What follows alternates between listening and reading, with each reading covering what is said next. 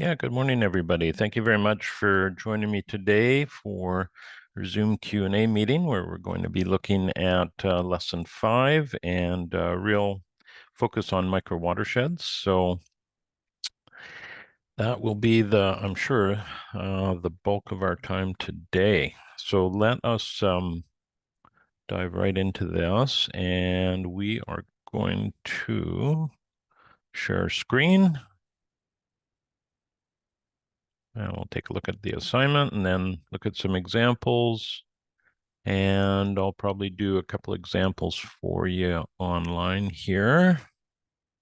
So one thing I wanted to say is the micro watershed, which is really the main focus of this. Well, I shouldn't say the main focus, but it's a big part of this assignment.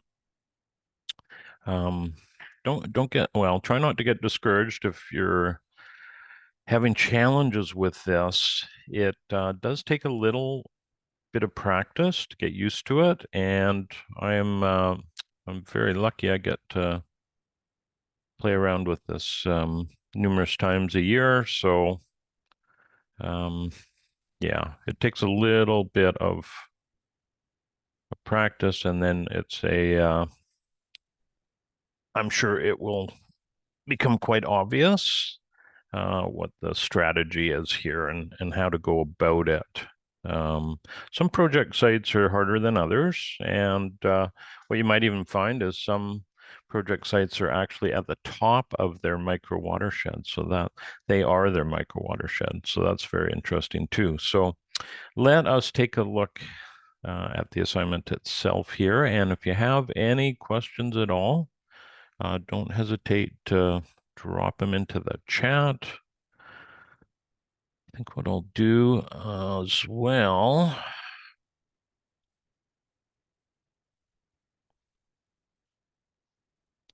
I'll just pop in our Google Doc link into the meeting here, into the chat, and just make sure I got it up on the screen here, see if anybody's, yep, we definitely have a few questions there. Great.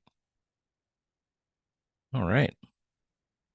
Well, as I said, I'm sure for many of you, as I said in a lot of people's comments, that this is one of the harder lessons for a lot of people, and is actually where we see some people kind of fall off the course. So we want to do our best here to keep everybody, uh, aligned and on target here too, because this is a big piece with permaculture design. So let us take a look at that. I got a few things running in the background here that I'll get to later. So if we look at the assignment itself, it's going to split up into 3 sections, and it has a water survey, which is pretty self-explanatory. We're just looking at where your water source for your potable water source is coming from, whether it's from a well, whether it's from a community water system or a municipal system. And then we're talking about the wastewater, where it is going. If you're on acreage, you probably have a septic system. If you are in an urban setting, it's probably all part of a larger centralized waste system. So again, this is pretty straightforward. We do want to know about that record rainfall event if you have it, that 24-hour rain event. And we also want to know about the average annual rainfall. And you're going to find, as you do other designs, that the average annual rainfall for your project site, it's really valuable information to have. And I'm not sure we'll have time today, but I can show you what I do when I'm trying to size a rainwater harvesting system and utilizing this data. So we want to try and actually get month-to-month data, if that is possible. It's not always possible, but if you have it, that's great. And then the roofing material. So this is a big, can be quite disappointing for people. I know I have a client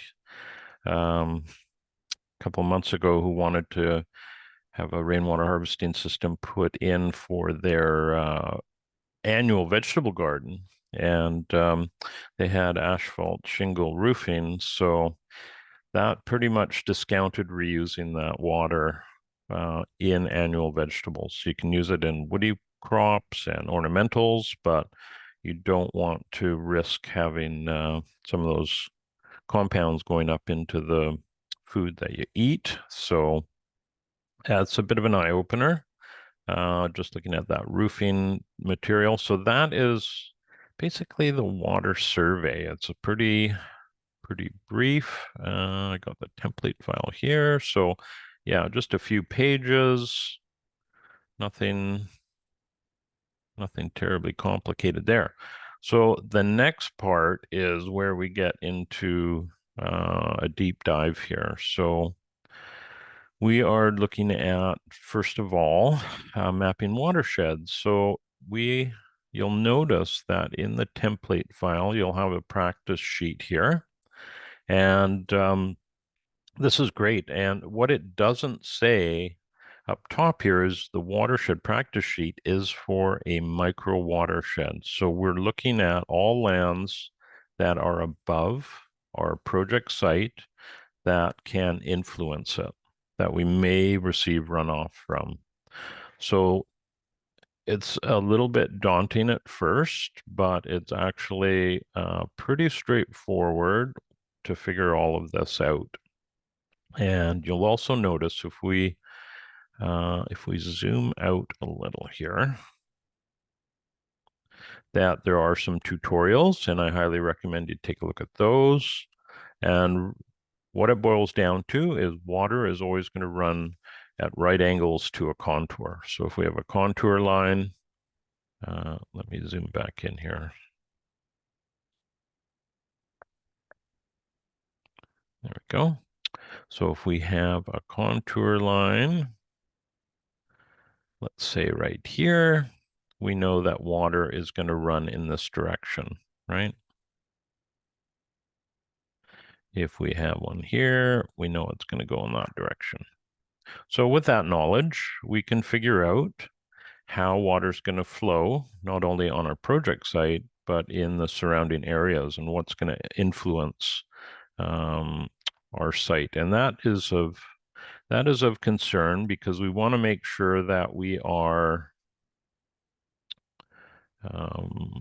not only creating opportunities, right? So if we have water coming onto the site from a neighboring property, we want to make the most of that, but we also want to buffer our project sites against any huge rain events. And this exercise will really help us have a better understanding of what's going on outside of our initial project site. So highly recommend you go through this. Again, take a look at some of the tutorials that are involved with this. They're not very long, and those should help you out quite a bit. But we're going to walk through this as we go and do our own little exercise. And I do find a lot of people get the exercise sheet correct, and then they potentially could have trouble with their own project site because it is different. This is very clearly laid out, and you can see with this what information we need. We need contour lines, and we need to have an idea of some labeling on them, what the designated elevation is on those. So with that information, figuring this out can be pretty straightforward. So once we get out of that, and we've had that little practice sheet, we're going to look at two things. We're going to look at the macro watershed, and we're going to look at the micro watershed. Now, the macro watershed is definitely the big picture, as its name suggests, and it's actually very easy to find in most areas, certainly in North America, right? So if we just go here and let's say I could just say watersheds of Vancouver Island, which is where I live. And you probably want to go to images. Now I know where I can find this, and maybe Google doesn't.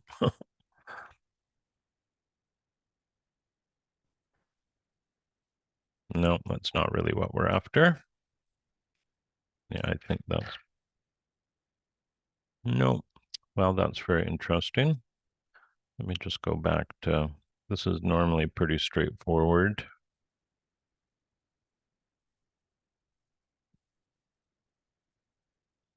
There we go. We get into the CRD. So this is this is the southern portion of Vancouver Island.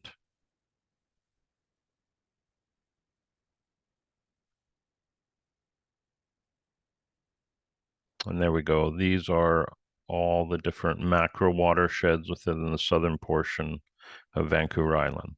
So, you know, basically, if you lived here, you could take a screenshot of this, and that would show the big picture of that area. Okay. So again, finding the macro watershed is pretty straightforward. So it's really just running a search and taking some screenshots of that. Now, the tricky part is when we get into the micro watershed, because this is going to be extremely individual. So your project site will be unique to everybody else's and to the practice sheet. So it's just a matter of getting understanding of how to figure all of this out.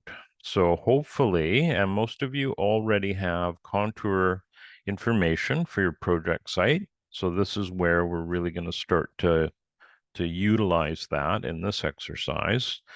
If you don't have that and you're unable to find contour data, what I might suggest is you just use Contour Map Creator, and I don't recommend using this for professional purposes. I would never utilize this for any projects that I was doing.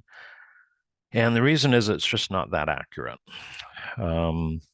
However, for this exercise, it's really useful and it's accessible to everybody. So I definitely recommend grabbing this if you can't get any other data. So what do we do here? It's pretty easy. We have to put in our plot options first. So we are going to do level intervals, and we're going to make them in 1 foot increments. Put that in here. And then we just have to designate the area by clicking in 2 parts of the screen, and then we can move these around any way we want. And this box is basically where they're going to pull the data from. So once you have it all set up where you want it, you just hit get data, and you'll have your contours created along with a legend on the right-hand side. Now, the legend's not going to show you all of the contours, but it lets you know that the dark blue is low and the red is going to be up in high ground.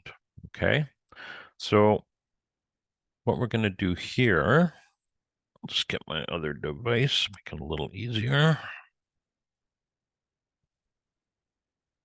What we're going to do here is,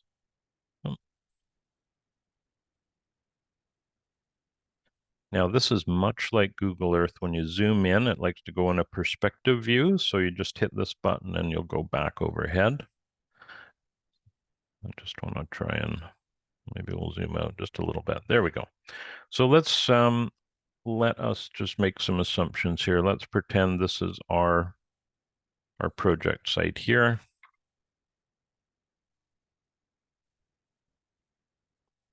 I'm just making some guesses.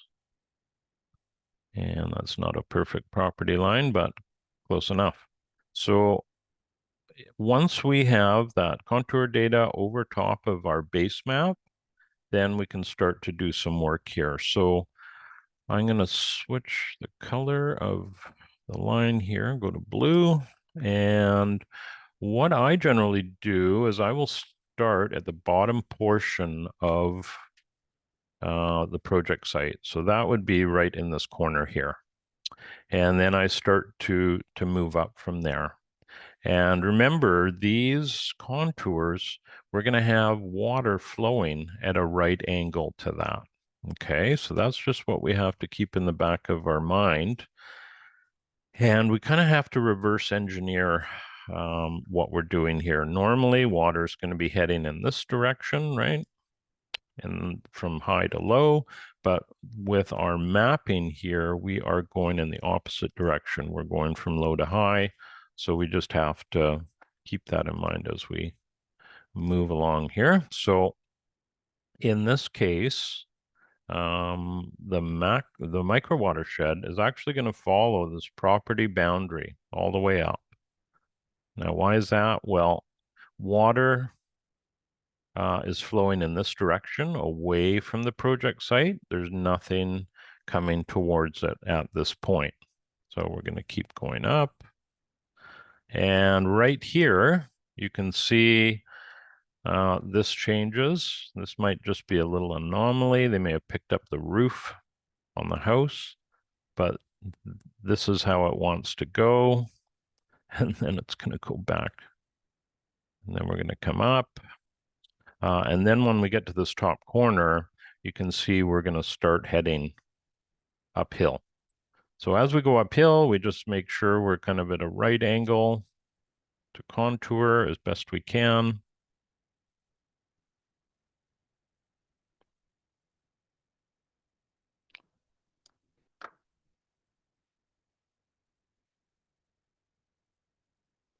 Now you can see I'm going to run out of screen here pretty soon. I want it to be zoomed in here for you. So I'm just going to stop right about there. So that is roughly that west, or sorry, the east side of the property here. So what we do is we're going to do the same exercise, and we're going to start on this bottom corner. But you can see right out of the gate the way these contours are. I'm now off the property line. And why is that? Because water hitting this place here on the neighboring property could potentially run onto the project site, just based on what the contours are telling us. And this is by no means highly accurate. Doing the best I can with the tools I've got, but it does give you a rough idea of how you might go about this. So this is going to come up to this corner, and we still aren't at the high point. So what you're going to find that's very interesting is in urban locations, we have roads, and those roads are constraints. So if we look at the edge of this here, that is a constraint to our site. Because most of the time, when we have, especially a paved road, often this gets picked up by curbs or by a storm system or drainage system. It's pretty rare, especially in an urban area, that you're going to have water jump from one side of the road to the other. Okay, so we know the water's not going beyond this. If we want to try and join these up, this looks like it would go that way, and then it goes off the map a little bit. But there's this top corner here that I know these will match up. Yeah, and then we're going to link up with this guy. So it's probably going to be something like that. Okay, so when we get that, and again, this is fairly rough because of the tools I'm using here. But basically everything inside that line is now our basin. and that dark line is the boundary. And then if we were to want to show flow lines, we could do that, right? So that's basically what's going to happen. So here you can see this division on the boundary. You can see why, because water's traveling in that direction. Then it's going to go that way.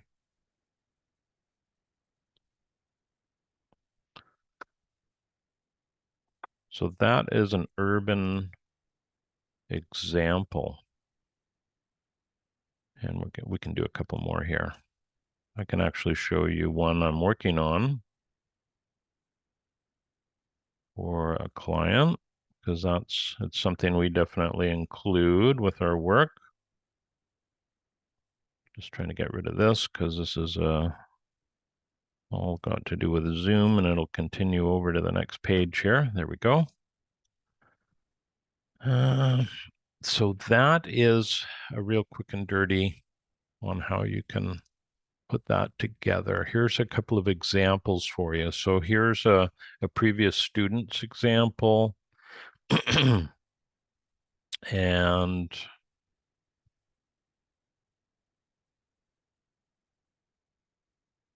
there we go. So this is her design site, and here she is showing her micro watershed boundary. The challenge with this is that we don't have any labeling on these lines, but we are assuming that this is going in an upward direction. And if I was doing this, I might even suggest this goes further, and let me just get, there we go. This probably would come up a little bit higher. No, I don't think it would go that far.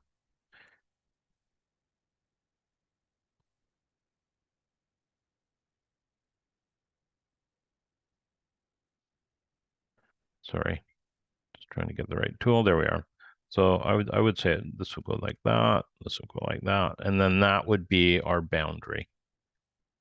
That's how I would look at it. But again, ideally we want to have some knowledge on what. Oh, see, I just made an error here and didn't realize it. The reason that this boundary stops here is because we have a roadway going right there. So that was my mistake. So the roads, again, are a constraint in an urban area, and even acreage locations. You got to watch what the roads are doing and whether there's roadside ditches that often drain water away from project sites. But yeah, that is what's going on with this example. And here's another example, and this looks like it was taken from Contour Map Creator. Here we've got our project site, and in the white dashed lines are the boundary, the watershed boundary that comes up to this point and comes back down to this corner here. So this is very well done. There's no roads in the way here. You can see that if rain, you might think, oh, well, this is a high point. Doesn't this influence? But no, it doesn't, because the water that comes here is kind of head right by that southern boundary. It won't actually go into the project site itself. So that is an interesting example. I'm sure that there's an example here too. There we go. And this may be, yeah, this is an example where you can see this is the high point right here, and it looks like the project site and the micro watershed boundary are the same.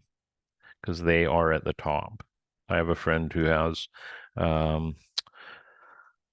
7 acres down in the southern part of the island. It's the same thing. He is his own watershed boundary. Or his own micro watershed. There's no influence from any other sites that come on to his, right? So you can tell the neighbors here, that's quite different. His site is going to influence, or his or her site is going to influence these neighboring sites here. So that is an example. There may be one more. These don't look quite as clear. All right.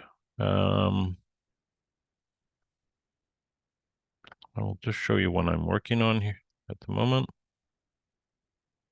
So I am going to stop sharing that. Okay, while I'm waiting for this to load up, I have a question I'll get to here.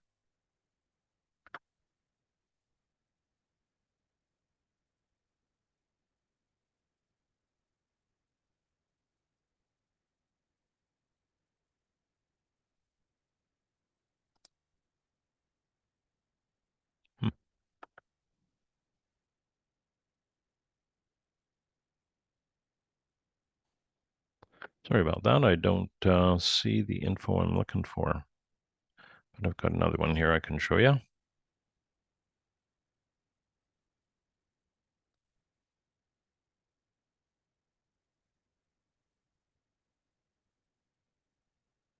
Okay.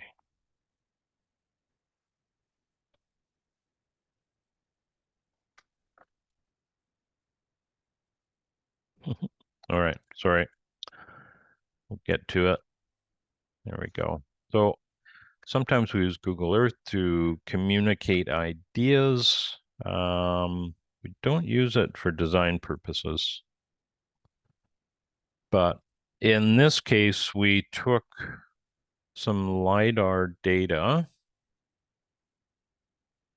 that we were able to access for free, and we ended up, I'm just trying to turn these images off, sorry. There we go. What we did was we took LiDAR data and we used a software called QGIS.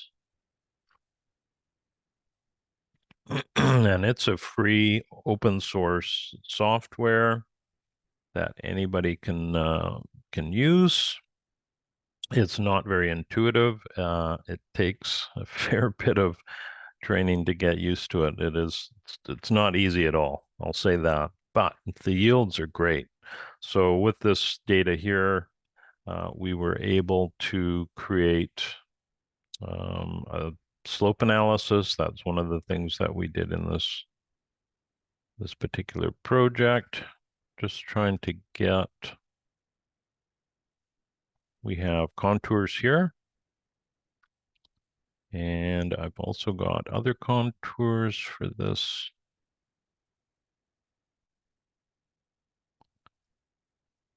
Sorry, I've got all these different layers going on here, trying to get it to behave itself.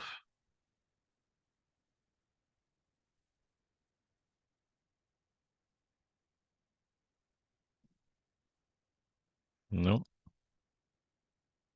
There we go.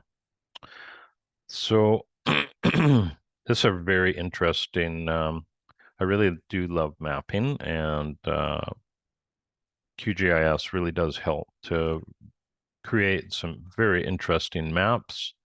So this is one of them. This is showing us the drainage of this area and the surrounding properties. So this was our client's property right here, and their micro watershed ended up being where this outline is. It's quite incredible, the amount of water that they picked up. I'm not getting all the data on here. This is the one challenge with Google Earth sometimes, is it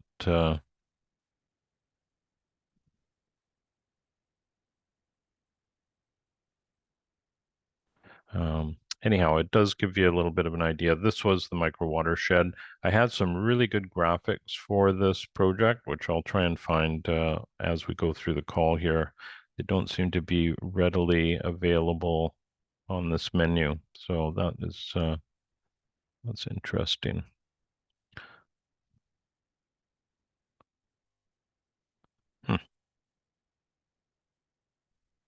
Anyways, we could nerd out on maps here for a little while. Let's go to this project. So we often take site images and load them up onto Google Earth here as well. These are geo-referenced and they do help with mapping. So that's something that you can always put into your toolbox. I'm trying to find where these other images are. There we go. Ah, okay, that's not a particularly good site for me to look at because I didn't have this project site was just outside the LiDAR range, so I couldn't get any, but we did get we ended up getting a drone survey done for that site. Yeah, I just want to show you another micro watershed. Sorry if I'm wasn't around here. Let's see if that one.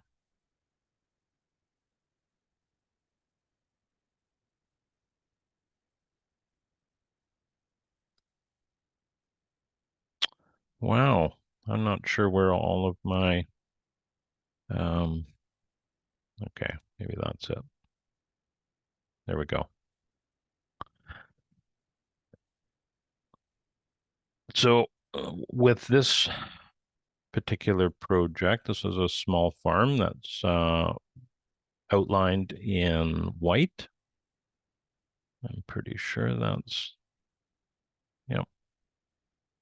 And we did what we call the geography layer. So this is through the agrarian platform using a slightly different design approach, but we did slope analysis. We did, which is here. We've got all these 1-foot contours. And again, we were able to figure out the micro watershed just based on all of this here. So I'm going to get off of Google Earth because it seems to be not really effective at the moment.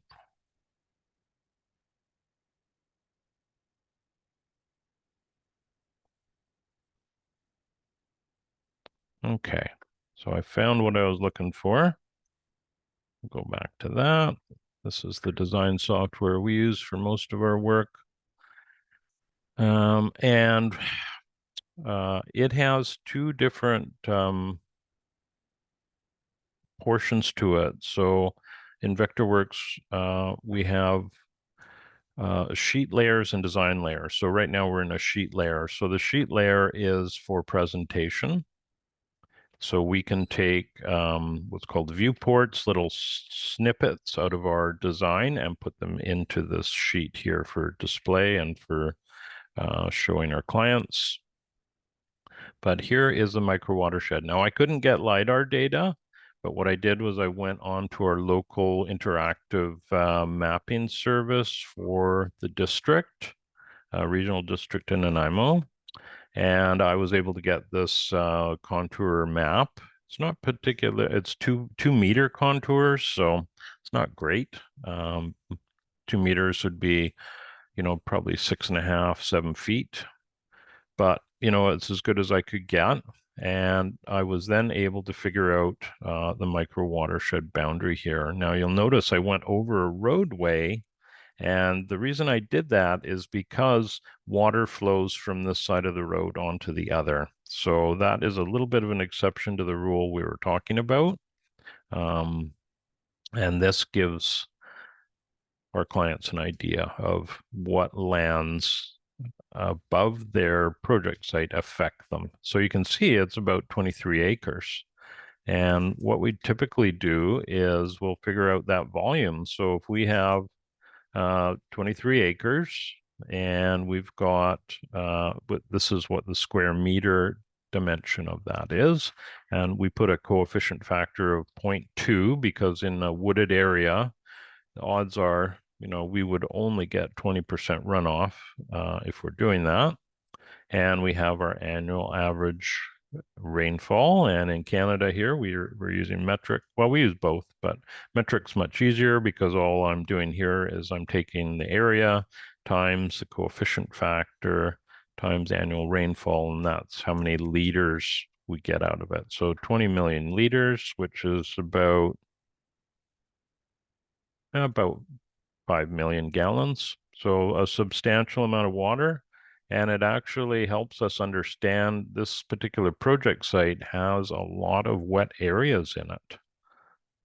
So during the winter, when they get waterlogged, we now have a better understanding of why, just using the contour data that we've got here.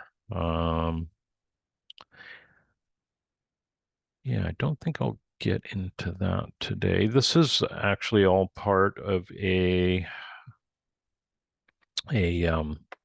water layer that we're doing. So we've got other things on here other than just the micro watershed. What we've done is done some calculations for their rainwater harvesting. We're collecting water off a barn for livestock purposes.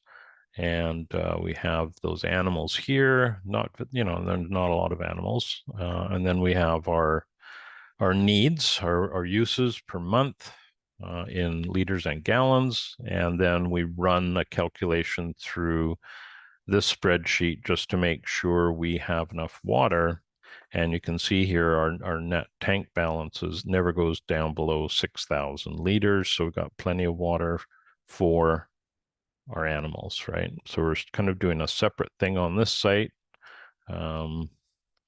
Water is coming off of this roof and for livestock, and then we are going to be collecting water here in a pond for irrigation purposes. All right, so I should stop babbling on about that and take a look at some of our questions here. Now, I noticed there was a question in the chat, but it's not here anymore, and maybe it got answered, I'm not sure. But if anybody does have anything they want to jump in, please feel free to do that, or you can unmute yourself. But let's take a look at the questions on our Google Doc. No, are we on the right sheet? Yeah, we are. Okay. All right, so Kevin. So Kevin's on Whidbey Island and couldn't find any macro watershed data. Right. And I can see that for a small, because Whidbey Island's, reasonably small island. If you have found a larger Puget Sound map, sure, feel free to use that. The other thing you could do, and let's just switch to Google Earth and take a look at Whidbey Island.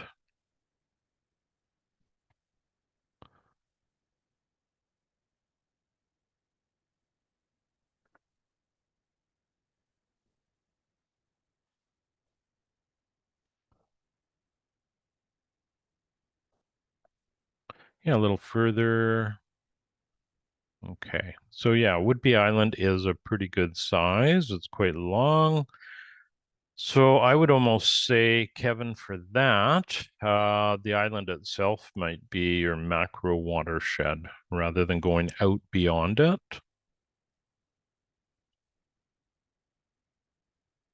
Let's go back to that question here. Would be sufficient? Yeah, I would just stick with the island itself. You could do either one. So whatever you feel comfortable with. The only thing is I haven't been able to really find that data for the island. It seems like, I mean, all the data is about salmon recovery here. So it's usually going up rivers, and we don't really have any rivers on the island. Yeah. So I just haven't been able to really find anything. But I can keep Yeah. poking around, see if I can find something. Um, so you're hoping to find something that's a little more specific? Yeah, I mean, it's for the surrounding, like there's a Whidbey Basin, but that's everything that comes off of the mainland draining into the ocean waters around Right, the island. So it doesn't really right. affect the site.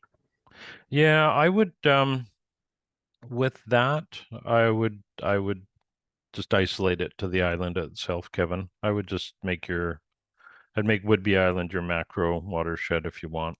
If you can't find anything that's a little more like there's so many degrees of macro, there's no real wrong answer. So you could um if you look at some of the macro watershed maps of North America, they're enormous and covering, multiple states or provinces in Canada, and those are totally correct.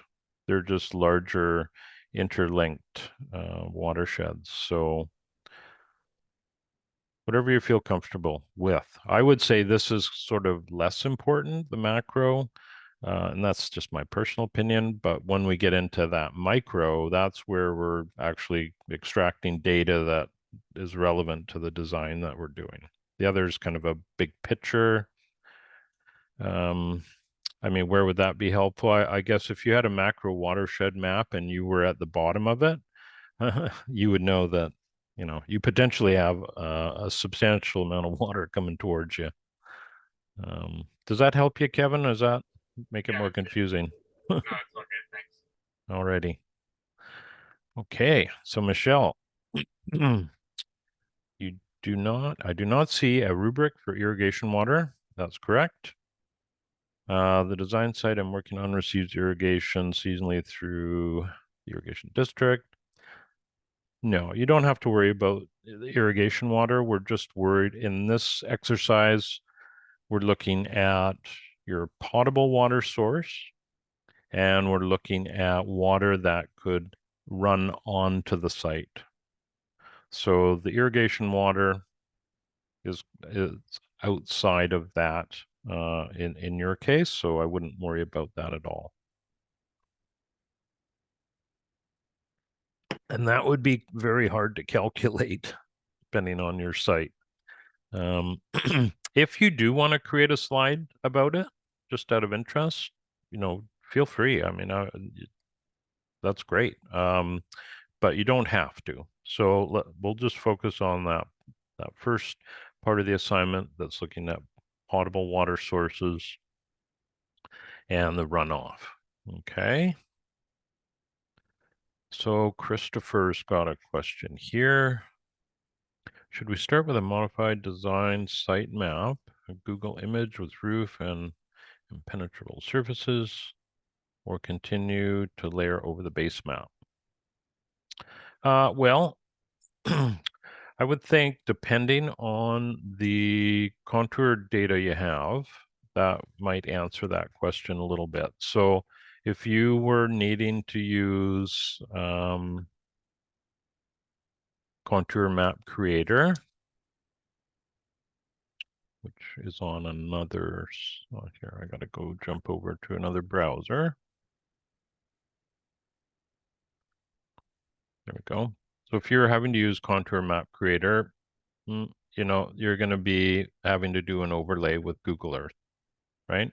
Now, if you're fortunate enough to have the contour data outside of this, then you could just use your base map.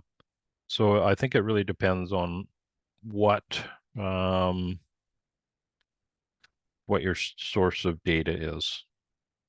Hopefully that makes sense.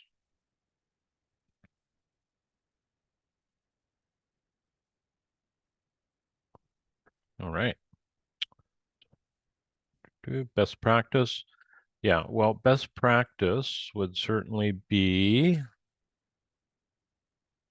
let me just show you here again. So if we were looking at in this case, this is as good as I can get with this particular project. With others where I can get LiDAR data, I can get a much bigger picture. So I prefer to have this outside of the Google Earth image if it's possible. And much like this, I have contour data, and this is not related, but I have these little what's called stake objects that I stick onto our drawing, and it tells me the elevation of these fixed points. But yeah, all these contours are labeled, so that is the ideal. In fact, and it's going to be a little bit of personal choice on this, but when we put together a specific layer, so say we're looking at water in this case, I like to gray out everything other than what we're dealing with in the water layer, so that they tend to kind of pop. They're very obvious what we're doing within the water layer, rather than having to navigate with your eyes through a full color. Now, here's an example. I can bring some color back to that.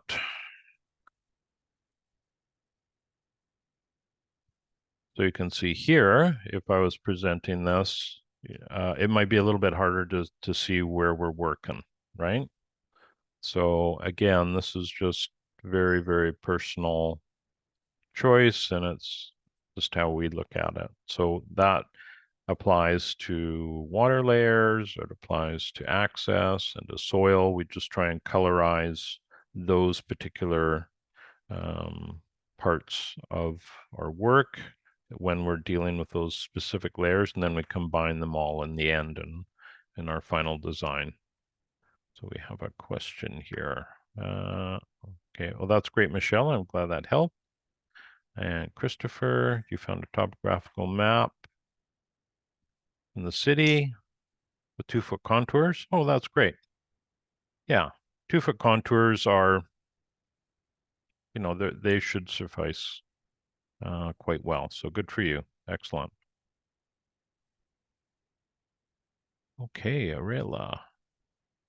I always have trouble pronouncing your first name. I'm sorry. Ariella. Uh, would you consider an asphalt driveway to work in the same as a road? Now, are you talking about a driveway within the project site? You're surrounded by asphalt. Right. So yeah, I would say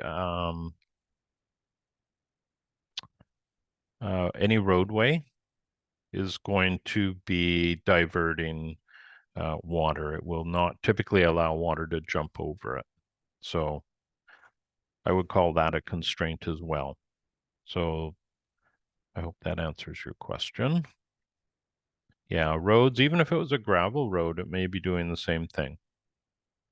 Because believe it or not, a gravel road is going to have a really high coefficient factor. It could be like 0.9.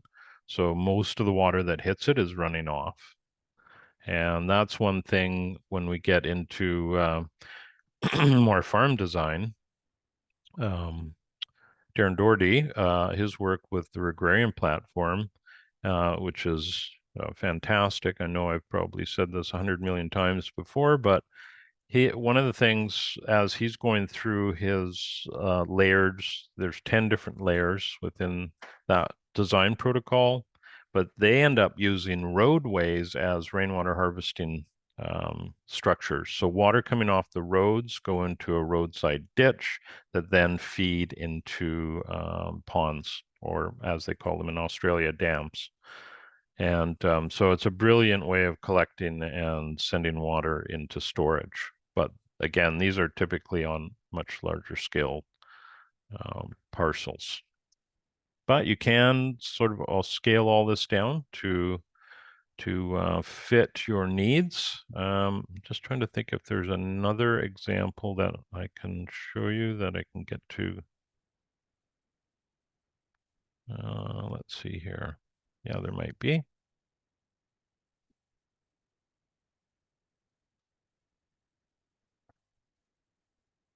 This drawing here, we're getting into our later stages of design. This is what we call the planting palette. So I'm not going to get into that today, but we're just showing people what plants that we potentially will use on their site. We label them, and then we show some images here. And then people, our clients will say, yes, I love that, or no, I don't.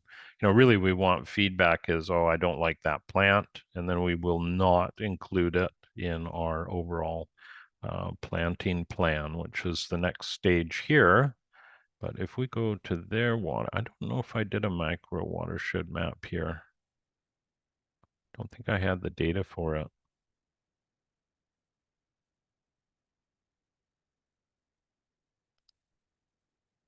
No, I didn't. So that's not a good example. Um, yeah, sorry. I don't think I can easily find another one at the moment. But hopefully that has given everybody a little bit of an idea on how to figure out their own micro watershed. Now, we have a few minutes left. Is anybody still sort of scratching their head about that? And because if you want, we could take somebody's project site and just run through Contour Creator and do a very quick micro watershed if you wanted to see that. Totally up to you. If that works for you, just maybe put your address in the chat, and I will get the Contour Map Creator ready, and we'll take a look. So, and if not, then we're good. But Maggie says yes. There we go. All right. Thank you, Maggie. We will.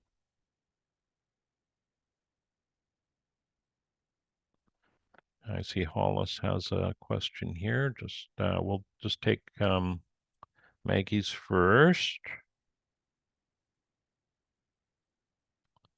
And I'll make sure I'm sharing screen here.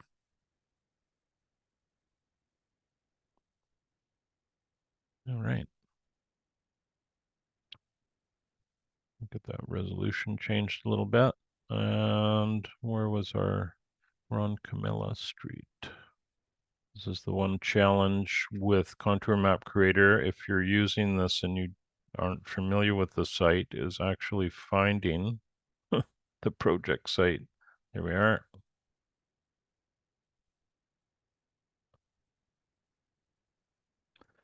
Yikes.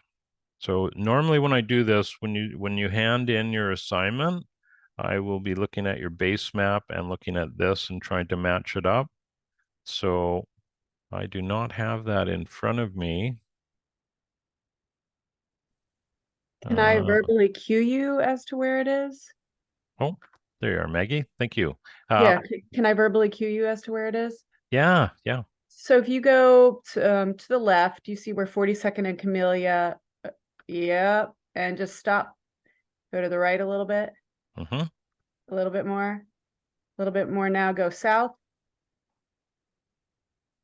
Oh, wait, now I say that. Now I'm like, where is my project site? I think you're on it. I think that's it. Right there. So It's right here? I believe so. Your screen is so small, I'm having a hard time seeing, but I believe. Okay, I'll try and if I make Yes. this bigger, You make it bigger, I'll be able to tell. There we go. All right. So yeah, that was it. Yep. So where your Okay. where your hand is. Okay, I'm gonna back out a little bit so we can see the whole. There we go. So what we'll do, just to make it a little easier, is I'll put a boundary around the site. It's not going to be, it probably won't be exact, but it'll be close-ish. I'm not sure if is that where the property boundary ends on the south side, or does it keep going? It doesn't keep going. And man, this is such an old image. It's really throwing me off. I apologize. Oh, no problem. Well, this will just be an example. Let's just pretend that's it. Yep. Yeah. So we'll say that's it. And I've lost my menu here to, it's down below. See if I can get to it. Uh-oh. Okay. Get all this together.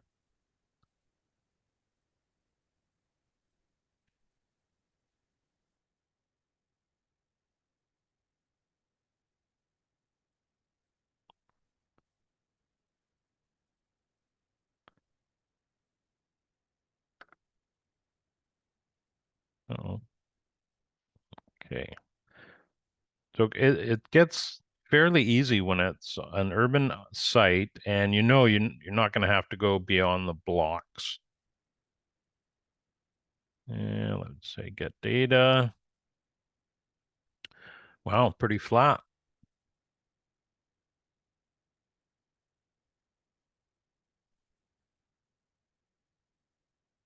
So you know what I'm going to do here is actually give it half-foot contour data. Make it a little easier. Sorry that boundary is independently moving there. There we go.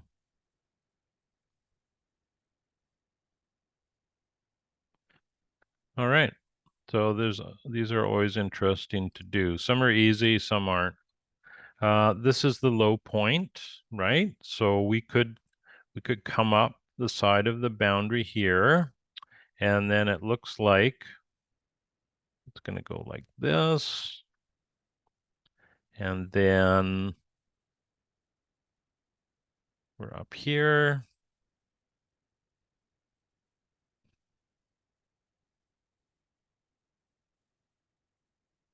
And I think that's going to be it. Hold on here. We'll start on the other side.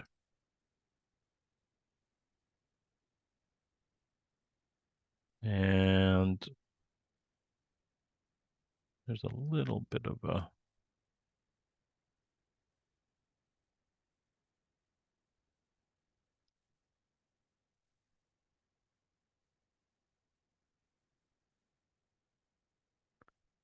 just got to join these up.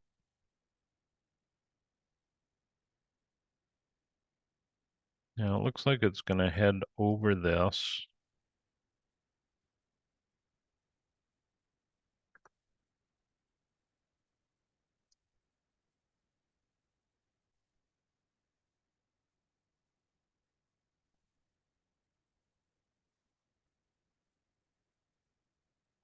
And it could do something like that. Whoops, sorry about that. Wow, I'm having trouble with my mouse here. I would say that is a very, very rough kick at the can.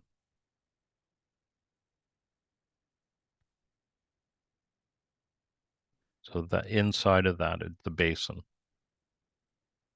And that's actually a fairly tricky one because it's quite flat. So hopefully that helped you, Maggie. Let's try another one here.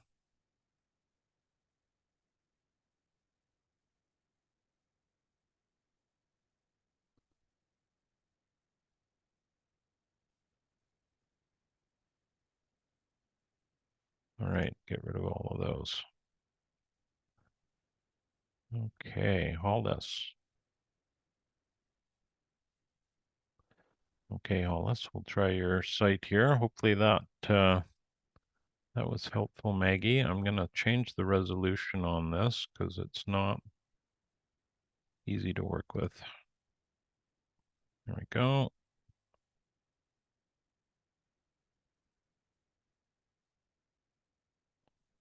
And you're on 60. Sorry, Jimmy, I realized I put northeast 62nd, but it's actually northwest 62nd Street.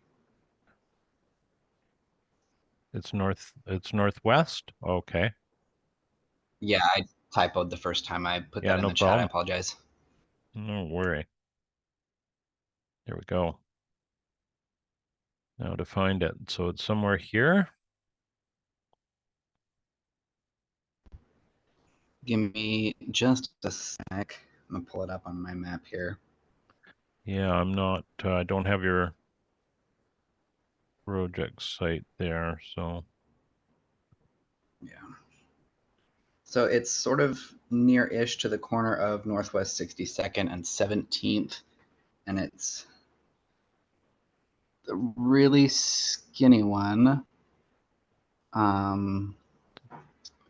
You see there's that kind of reddish roof off to the left side of your screen, just below where your mouse is. And then Here? go 3 over, or 3, yeah, go like 3 to the left of where that little hand is. Yeah. One So- more. One more. Light gray roof, that white one right there, that skinny one. Okay.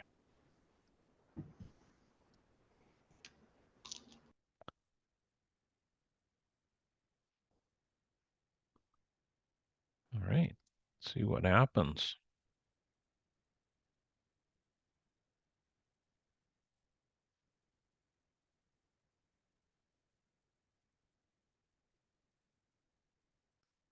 Uh-oh. Sorry about that. This is fairly sensitive. Okay.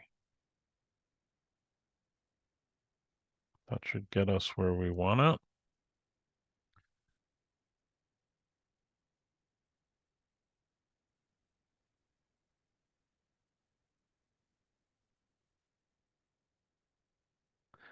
All right, so we're right here. Yep, that's the one. And then Okay. there's that alleyway that runs through the block as well. Ah, nice. Right, backside. So That'll- we're sort of got the Yeah. road on the top and then the alleyway on the bottom kind of hemmed in on Okay. both sides. So that's why I was confused about the micro watershed site. I see. Yeah. Yeah, that will make it trickier. So this is not horribly accurate, but you get the gist of it.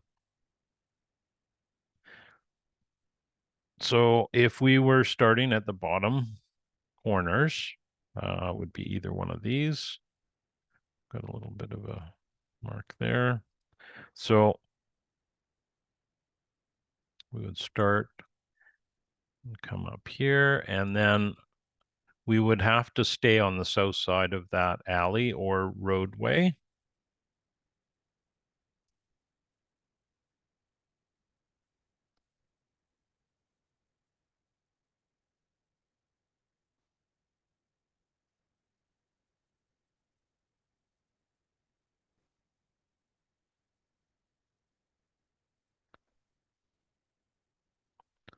All right, so that's half of it.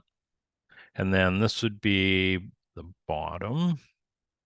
And same with this. And then we're heading kind of out in this direction. Hopefully we match up.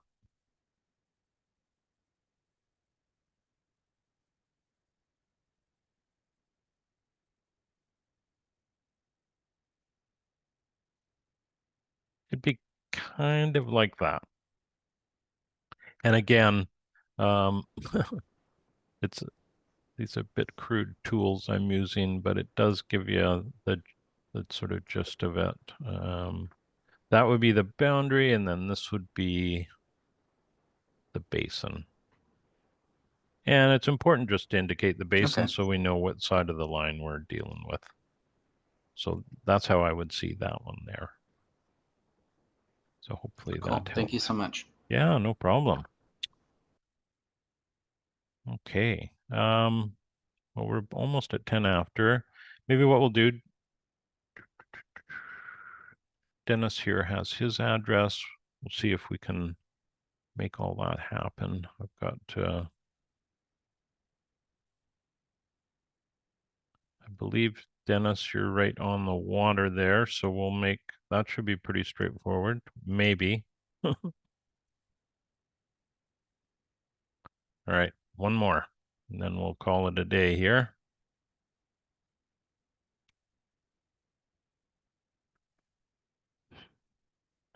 All right, doesn't look like there's a building footprint here. Are you, Dennis, are you able to unmute yourself?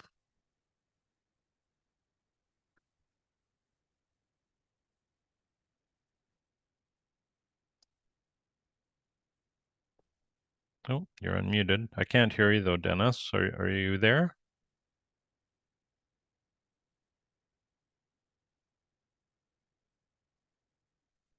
Hmm. Yeah, sorry, Dennis, I can't hear you. Not sure if your microphone is muted or your headset, whatever you're using. Oh, your volume's not working. Okay, I just need to know where your project site is. I have a feeling it's right here before you built. Is that correct? If you can just reply in the chat, then we can take a look at it. If not,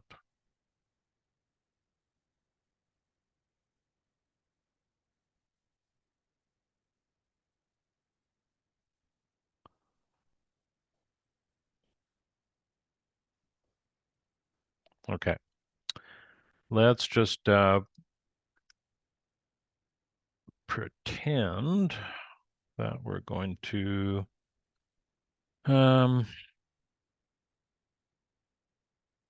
I'm not sure the exact property boundaries here, but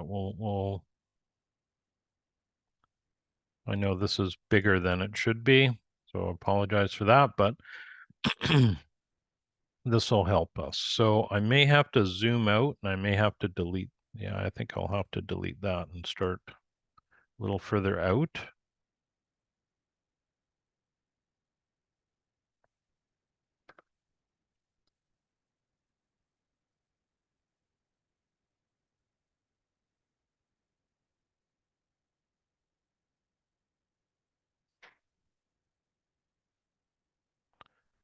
So in Google Maps, it's there. Yeah, I don't have Google Map in front of me, and this unfortunately what let's just see. This should be pretty straightforward because I think the highway is going to have a profound effect on your, oh,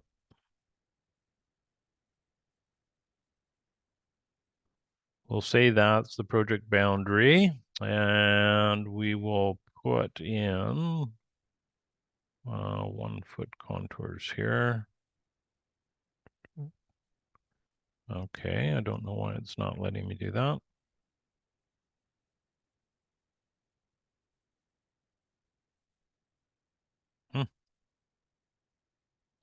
Interesting.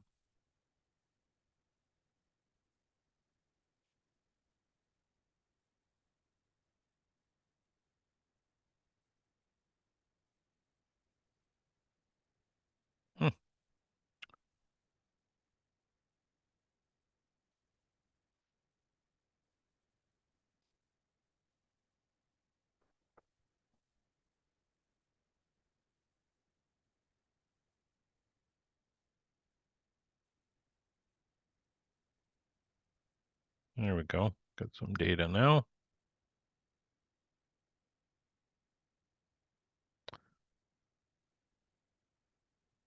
These are 5 foot contours. We do not want that. There we go. So we're going to expand this a little bit.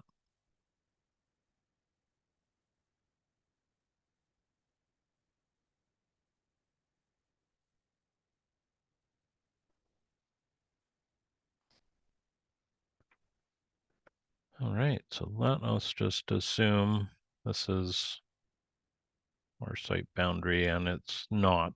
I know that's a little too big, but it looks like if we look north here, we've got definitely topography is going up as we go north. So we may have to reposition our map here a little bit to get more. So it doesn't look like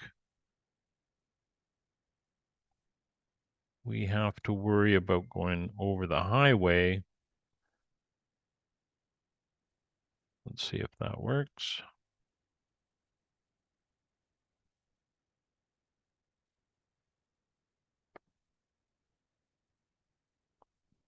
Yeah, this may actually be quite hard to draw.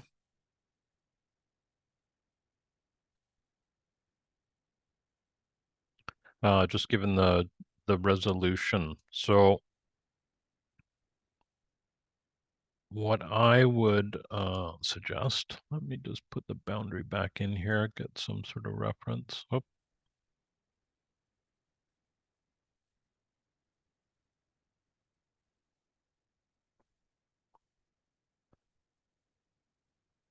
we'll say that was the project site boundary. So this is the low point, these corners here, and you can see we're gaining elevation in that direction. So I would say that you're going to be going up almost right up the highway on the ocean side of the road. And then it's going to move in. And it'll probably peak up here.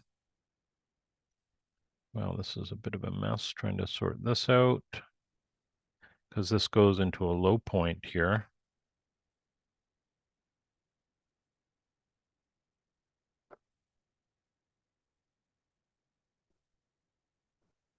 I think what I would have to do in this is knock this down to 2 foot, just so we can see.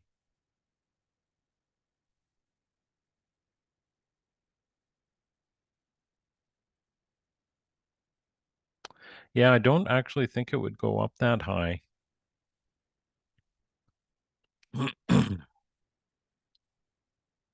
So if we start here, we're already going down, right? So this is not part of the micro watershed boundary. So we'd be bringing this over here. So there you go. That is this. It's quite unusual. So it will not go up the highway. You just get a little bit here, judging by this contour information.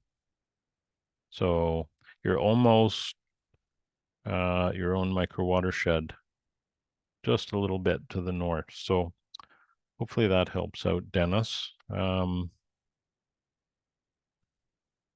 Yeah, I'm gonna have to call it a day, so we're not going to be able to do any more today.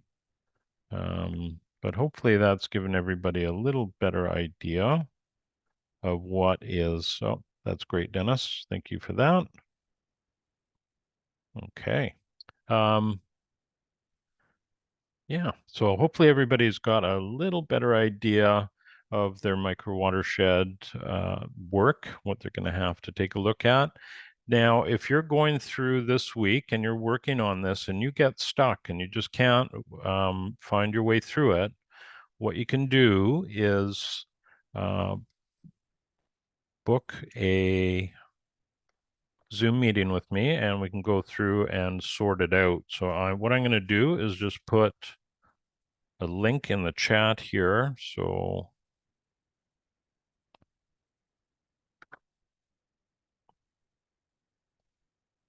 there we go. So if for some reason anybody gets stuck and they need some help, please save that link that's in the chat there. You just click on it and you can navigate through the software and book an appointment with me. So I have no problem doing that. And usually have a few people that take me up on that during the week. On this week, this is a tough one. But after you've done, a few of these, it gets easier.